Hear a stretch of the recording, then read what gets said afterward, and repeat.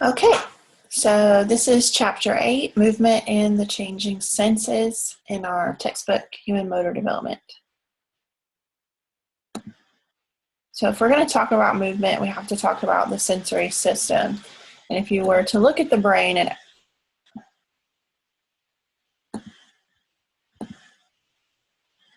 if I were to ask you which part of the brain was important for movement, well, you might say the primary motor cortex, that's here in pink.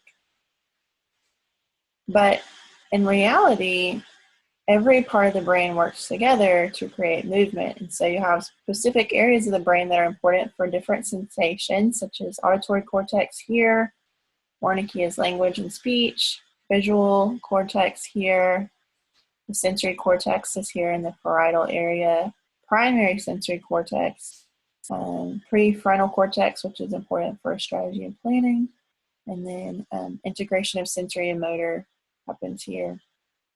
And so there are specific parts of our brain that respond well to different sensations, but all of those parts of the brain communicate with each other.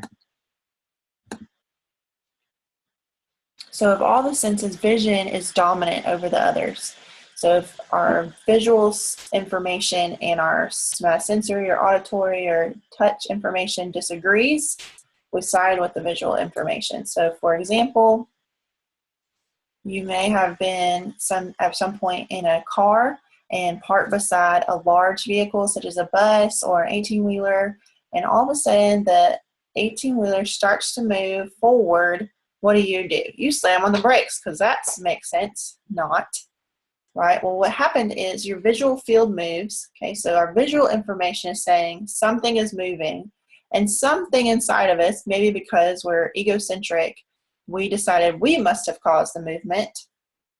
And so we respond by, and obviously we didn't intend to, so we respond by trying to press the brakes. And this happens only because our visual information tells us something is moving.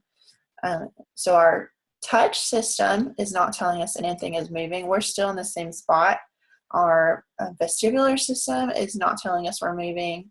There's nothing about any of our other senses that tells the brain we are moving. Everything else is saying we are sitting still. We're stationary. So we side with the visual information over that. And some more cool experiments are the moving wall experiments. And I'll post those videos for you. You should definitely check those out. So vision is dominant over all the other senses. And if you didn't get that from that, maybe you got that from the fact that the majority of this chapter covers the sense of vision.